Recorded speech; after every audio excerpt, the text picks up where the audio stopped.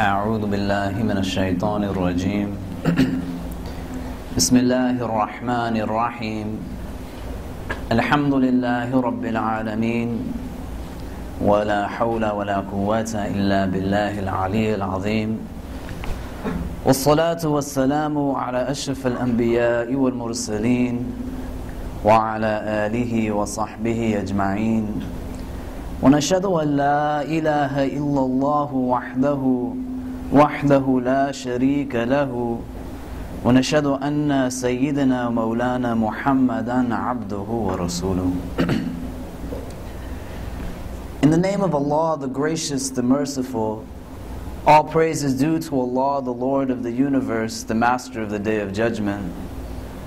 I bear witness and testimony to the oneness of Allah, to His magnificence, His omnipotence, His might, His glory, to His being the creator and sustainer of all things, the giver of life, the guider of hearts, the Master of the Day of Judgment. And I bear witness to the fact that Muhammad ibn Abdullah sallallahu alayhi wasallam is His servant and final messenger. May the peace and blessings of Allah be upon him and upon all those who choose to tread in his path until the last day. It is said that in the days before he received revelation, the Prophet sallallahu ta'ala alayhi wasallam would habitually seek to separate himself from the Meccan society. That on a regular basis, the beloved of Allah alayhi salam, he would go to seek solitude so that he could contemplate upon his life in a cave that we know is the cave of Hira. And we know that on that one fateful day when the beloved of Allah alayhi salam thinks that he is by himself, his solitude is disrupted by a massive creature of Allah Azza wa Jal, the angel Jibreel alayhi salam.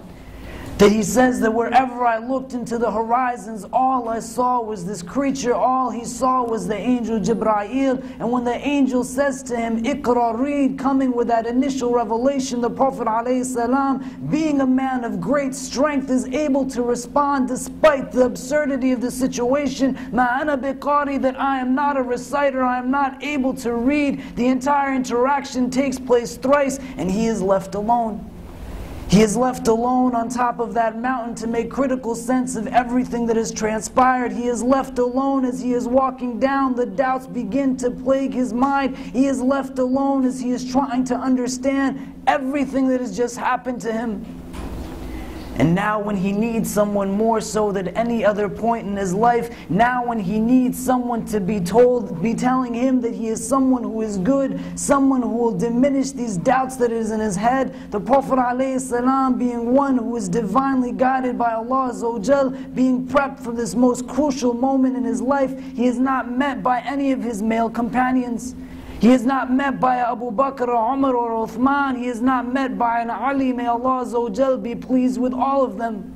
But when the Prophet sallallahu ta'ala alayhi wasallam needs somebody more so than at any other point in his life, Allah Azza wa Jal puts into his hand the gentle hand of his wife Khadija radiallahu ta'ala anha. That you are a good man. You honor the rights of guests. You treat orphans with the respect that they deserve. Allah would not test you in this way where you would be possessed by demons. And this is the relationship that the Prophet ﷺ had with his wife. A source of support for one another, a means by which they could get through the tests and the trials of their day-to-day lives. This is what it meant to be a spouse according to our tradition. And for many of us, we find ourselves in a situation where the conversation about our marital ambitions and our marital pursuits, they become very confusing. That we don't know how, in fact, we can get to that point where we can find somebody who would embody those characteristics that the Prophet ﷺ and his wife Khadija radiallahu ta'ala anha embodied when they were showing to us how a husband and a wife should be there for one another. We have an ideal, we have something that we construct as a value, but we don't know how to get to that point. And in pursuit of that ideal, perhaps to an extent that we make it something that is truly utopian and intangible in nature, but still it is something that we are struggling to get in the course of our lives, because we know that we want it, we know that we desire it, we know that it is something that we believe will make our hearts content, but we don't know how to get there. We don't know how to get to that point where we find that individual who will make us somebody who feels as if we are whole. We don't know how we can get to that point where we can understand critically and crucially a means by which we will find that significant other who will bring us benefit not only in this world but inshallah ta'ala into the next. And it becomes such a confusing process. Regardless of our age, regardless of our ethnicity, regardless of our culture, regardless of our socioeconomic background, this thing of marriage becomes so confusing, and the pursuit of it is something that becomes even more confusing. How do I find someone to get married to? How do I go about doing it? Where does the permissibility stop and where does the impermissibility start? How do I get to a place where I appease my parents and do and be everything that they want to be while I still stay true to the things that I know will make me happy? How do I go about finding somebody in a manner in which that relationship that I will sustain will be one that will sustain me not only in the breaths that I take in this world, but will be something that will weigh heavy on my scales and benefit me when I stand in front of Allah Azza wa Jal on that day when I'm taken into account? And the processes that we see are those that are defined for us at a level of permissibility, but they don't equate to something that we would understand to be normative in our tradition. There are many ways of going about it, but there is not one specific way.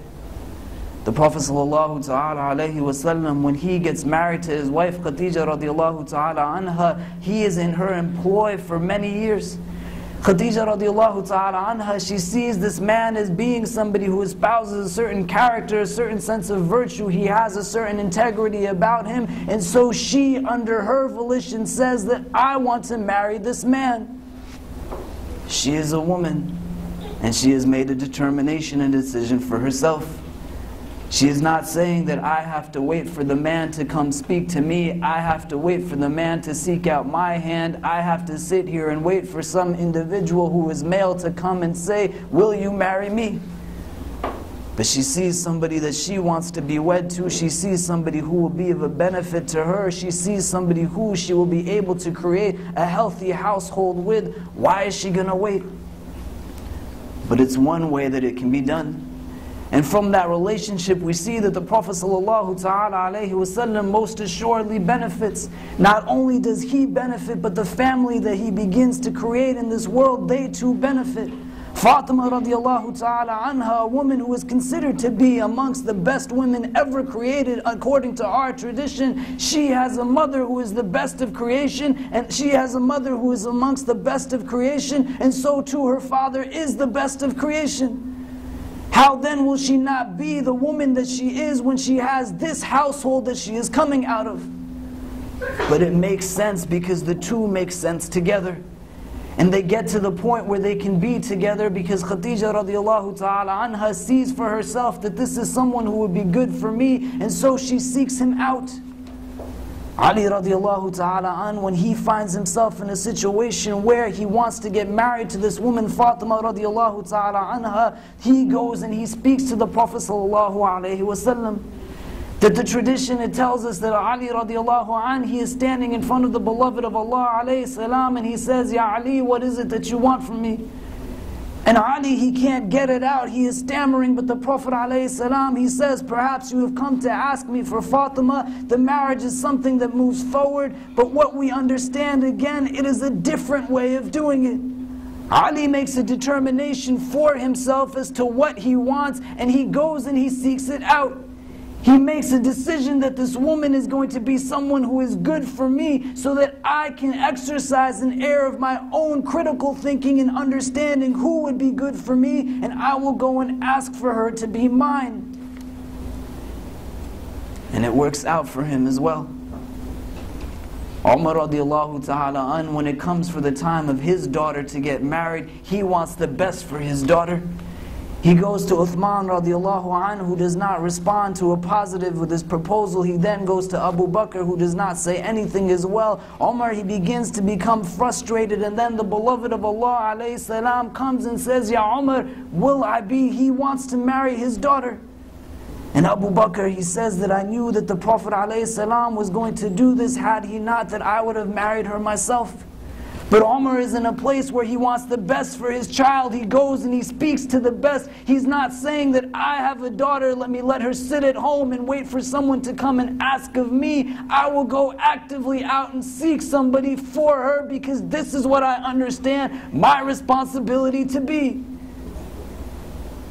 But again, it's a different way of doing it. He didn't do it the way that Khadija radiallahu ta'ala anha did it. He didn't do it the way that Ali radiallahu ta'ala anha did it. The three instances are three that take different means, they take different paths, they take different methods to get to the point that they desire to be at. And we shouldn't put ourselves in a place where we understand that these are the only means by which we can actively find someone, or we recommend to those who are in our care or under our responsibility that this is the way that you do it. But at a much deeper level, we have to understand the way our Sharia works. It allows for us as very different individuals and very different peoples to approach things in very different ways, because we are coming from different backgrounds. And if we say that there is only one way of doing certain things, we confine ourselves to a very rigid understanding, and we make the Sharia, which is meant to be expansive and empowering, into something that is restrictive, and it does not give us that sense of vibrancy that is meant to give us. And it also causes many to become disenchanted with this religion of Islam, because we are telling them to do something that doesn't make sense for them to do. Permissibility does not equate to normativity within our law. Just because something is allowed doesn't mean that that is the only way that it is allowed to happen. And in this thing of our marriage pursuits, we have to understand it from this perspective. Because the Prophet ﷺ let his companions do it in many different ways. And so too, we have to be able to engage one another in a manner in which we are letting ourselves do this in many different ways. Because this thing becomes the epicenter of our communities. We don't have healthy homes. We find our families to be very unhappy. We are in situations where many find themselves in predicaments that could have been alleviated had they sought out a spouse or a companion that made sense for them. But rather they were confined to a rigid understanding of what they had to do, when essentially what was being told to them was obligatory upon them, was something that they were not obligated to do at all. Why do you have to get married to somebody who is from your country? Why do you have to get married to somebody who has a certain degree? Why do you have to get married to somebody who is from a specific background? You don't. And we can't say that we are obligated to, because Allah Azza wa Jal has not told us that we are obligated to. There are certain restrictions, there are certain guidelines, there are limitations that are there for us for our benefit. But we cannot arbitrarily begin to decide that something based off of our relative understanding of morality and ethics is now somehow equated to what is halal and what's haram. And there are so many ways of doing it, and that permissibility for us is because we are so different from one another. And it is not just that we are different because we come from different ethnic backgrounds or our origins are different. Even within our households, we have to understand that between the generations there exists an opportunity for different ways of pursuing it as well. So if my parents put me in a place where I was married in a certain manner, it doesn't mean that my child has to get married in the same way just because I went through it in that way.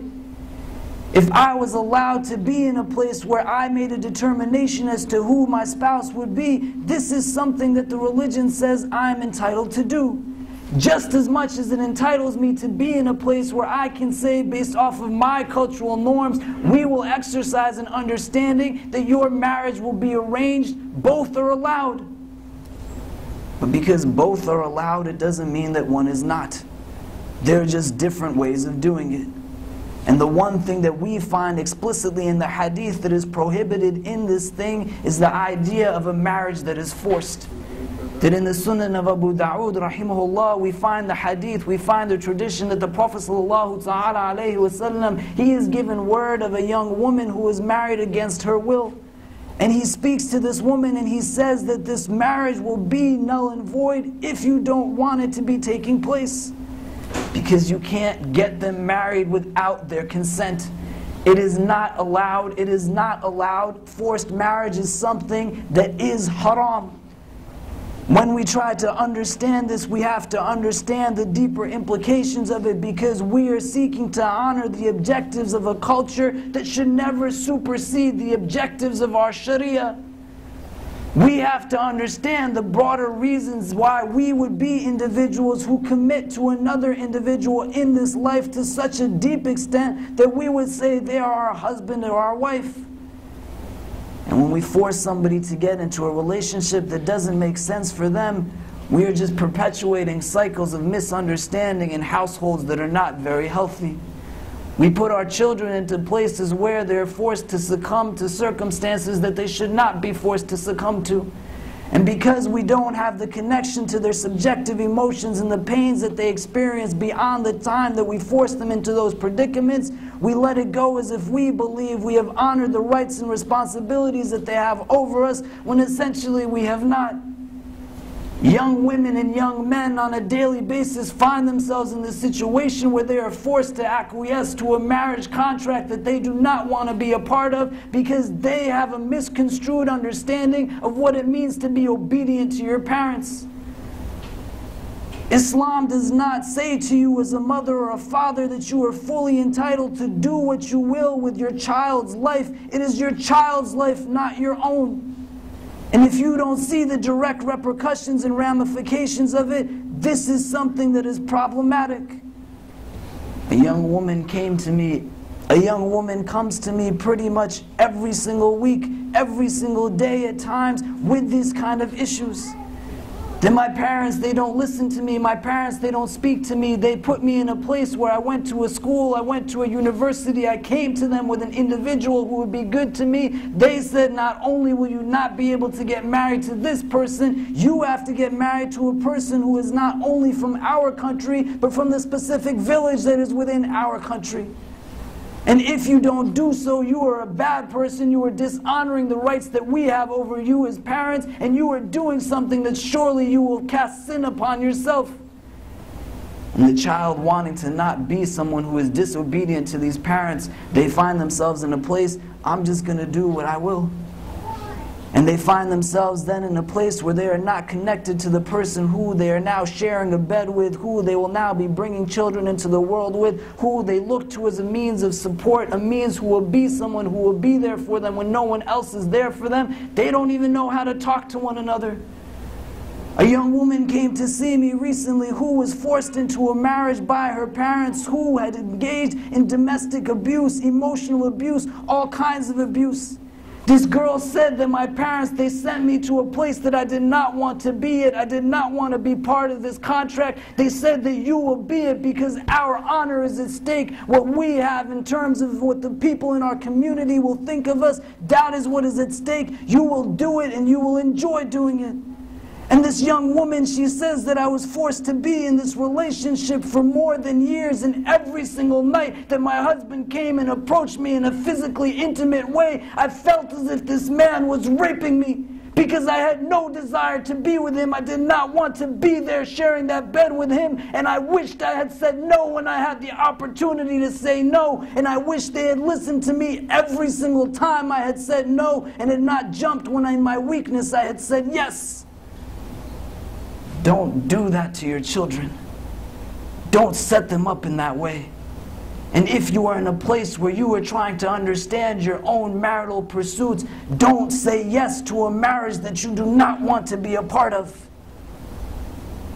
You cannot sacrifice your happiness in that way. In the hadith, we have a woman by the name of Qayla bin Makhrama. This woman, she narrates hadith that we find in the book of Abu Dawood, rahimahullah.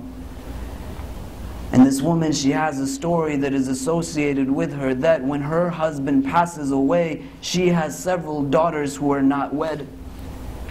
And her husband's brother, he seeks to take seize of these young girls and get them married to people that he thinks they should get married to, not people that they want to marry on their own. And so this woman, Qayla, it is said that she takes her youngest daughter, she is able to grab her and run from the situation, and she goes and seeks out the Prophet ﷺ in Medina. And on her way to Medina, it is said that this man, her brother-in-law, begins to catch up to where she is. When she gets to the outskirts of the city, a struggle ensues, and he takes the child back with him so that he can do with her what he wants to do, get her married against her will. This woman, Qayla, it is said that she comes with a delegation into the city of Medina, and she goes into the masjid at the time of the Fajr prayer the next day.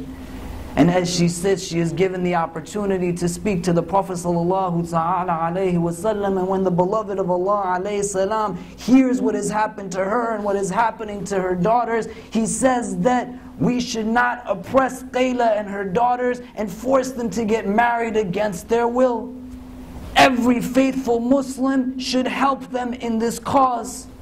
And a Muslim should do good deeds and not evil ones. What more do we want to hear? And what more do we want to understand? We cannot perpetuate these cycles that cast upon our communities stereotypes and images that exist in very negative ways, because whether we are conscious of it or not, each and every one of us speaks for this religion of Islam.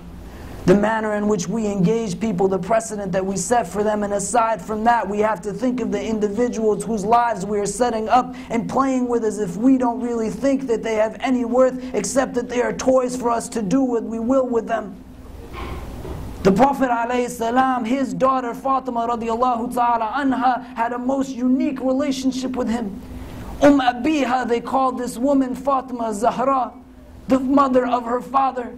They said that she mimicked him in all kinds of ways, that she embodied his characteristics. Most assuredly, they had a unique relationship, and they modeled for us the way a father should treat his offspring. Fatima radiallahu ta'ala anha, Aisha sees her when on one occasion, and the Prophet ﷺ is whispering into her ear. And she sees that Fatima cries, and she sees that Fatima laughs, and Aisha says to her that what was it that the beloved of Allah ﷺ was saying to you? And Fatima radiallahu ta'ala anha, she says that my father, he said to me that he would be leaving from this world soon. And this brought tears to my eyes. And then he said to me that I would be from amongst the first who would join him again, and this made me smile. And Fatima radiallahu ta'ala anha, it is said that when she knows she is leaving from this world, in some of our narrations, she takes her own bed into her courtyard and she looks into the heavens with a smile on her face, because she will be reunited with her father once more. Would our daughters do that if they knew they would be with us again? Would our children find themselves in a similar situation based off of the way that we have treated them? If you are in a place where you find yourself in this predicament and you have the ability to say no, then say no. And if you are in a place where you have been forced into this situation and you are not able to remove yourself from it, when you have your own children, don't perpetuate the cycle. Don't let it continue on. Don't let it be something that keeps going. Forced marriages are not allowed in our religion. Both the husband, both the wife, both the groom and the bride, they have to be able to agree and consent to that contract. And if you do it against their will, you are doing something that most assuredly is impermissible in our tradition, in our religion, in our faith. And you are honoring the objectives of a culture that should not supersede the objectives of our Sharia, of our Islam, ever. Our lives were given to us. Even in pursuit of saying that we know what is best for somebody else, we can't justify it by saying that because we love you, we have the ability to do something that will hurt you. This is something that we have to let people decide for themselves. And if we don't do it, we are not honoring the rights that they have over us. May Allah subhanahu wa ta'ala guide us and protect us. May He bless us with knowledge that benefits us. May He bless us with the tawfiq to understand and implement that knowledge into our daily lives. And may He guide and bless us all. Wallahu ta'ala alam wa billahi tawfiq. Wassalamu alaikum wa rahmatullahi ta'ala wa barakatuhu.